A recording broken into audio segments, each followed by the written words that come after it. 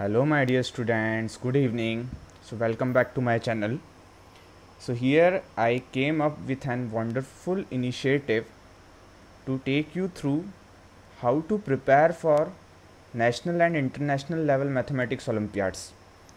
And here we'll be going to start with one series. There we will be going to solve around 1000 plus problems whose solutions couldn't be found anywhere else. So let's start solving from the very first chapter, that is algebra. So the first question is written on the screen. Let's see what is the form of question written over here. So as soon as I saw this question, I'll be going to observe some pattern in this question. What could I observe over here? That 4 is written, then 7 is written.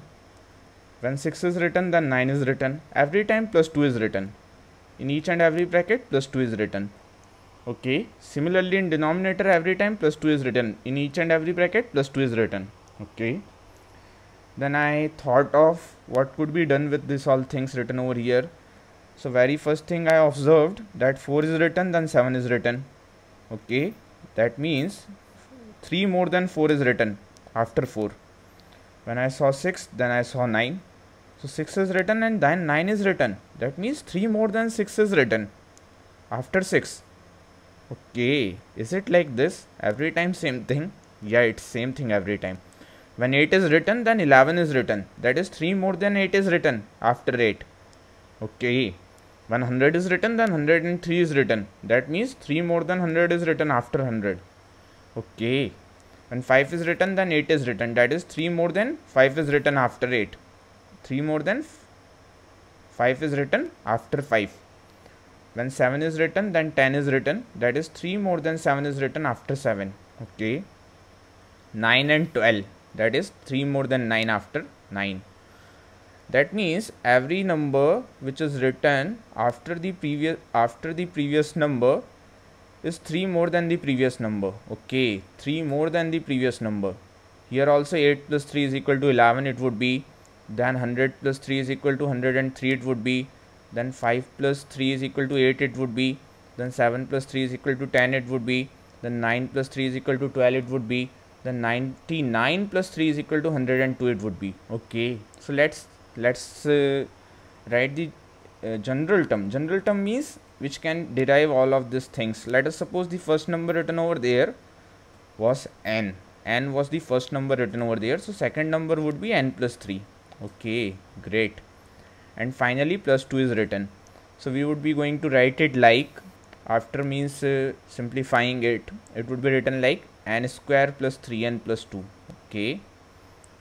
So what could be done by me over here? Guys, this is the quadratic polynomial. And factorization of quadratic polynomial we know how to do. This splitting of middle term will be going to do. That means n square plus 2n plus n plus 2. That is sum of this sum of the middle number, that is 3, can be written as the product of first and last coefficient. So product of first and last coefficient is 1 and 2. So sum 3 can be written as 1 plus 2, that I did over here. That is 3n can be written as 2n plus n. Okay. Then what can be taken common by me from first two terms? So n can be taken common by me. So n into n plus 2 will be remaining. And what can be taken common by me from the next two terms? So 1 can be taken common by me. So n plus 2 will be remaining. Guys, now what can be taken common by me over here? N plus 2 can be taken common by me. So guys, I have n plus 1 and n plus 2 as the simplified form of n into n plus 3 plus 2. Is it very much clear to you? Now listen. Sir, what can we do after this? We can rewrite the question using this n plus 1 into n plus 2 instead of n into n plus 3 plus 2 everywhere over here. Sir, n value is fixed? No, n value is not fixed. Every time n value is varying over here. So sir, we need to write n value for each and every place over here. Yeah, we need to write n value for each and every place. So here n value is 4, then here n value is 6, then here n value is 8, and here n value is 100, then here n value is 5, here n value is 7, then here n value is 9, then here n value is 99. Okay, great, awesome. Now let's move further and see what can be done. So since n is equal to 4 in the first place, I can write it as 5 into 6.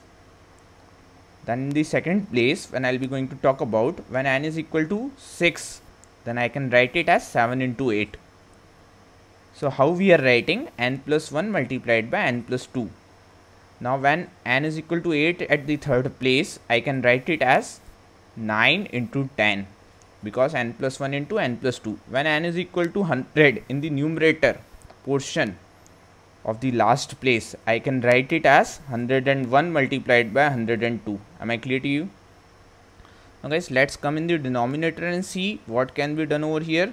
So the first term of denominator, when I'll be going to talk about the n value over there, what it would be? 5. So I'll be going to write it 6 multiplied by 7. And then when n value is equal to 7, then I'll be writing it as 8 multiplied by 9, because I have to write it as n plus 1 into n plus 2. When n value is equal to 9, so I'll be going to write it like 10 multiplied by 11. And finally, when at the last place in denominator n value is 99, I'll be going to write it as 100 multiplied by 101. Okay, great. Now what can be done, guys? Let's start cancellation. 6 and 6 gone, 7 and 7 gone, 8 and 8 gone, 9 and 9 gone, 10 and 10 gone, 11 and 11 gone. Wow. 101 gone. Wow. No, not like this. 101 gone. Now what would be remaining? Let's see what would be remaining. So guys, finally what would be remaining? This 100 would be also gone with the 100 written over there before that thing. Finally we would be remaining up with 5 multiplied by 102, and that will be generating 510 over here. Hope you guys would have learned this and you would have enjoyed the video. Stay tuned. Just subscribe my channel to get such exciting videos. We'll be going to complete up entire series. All the best.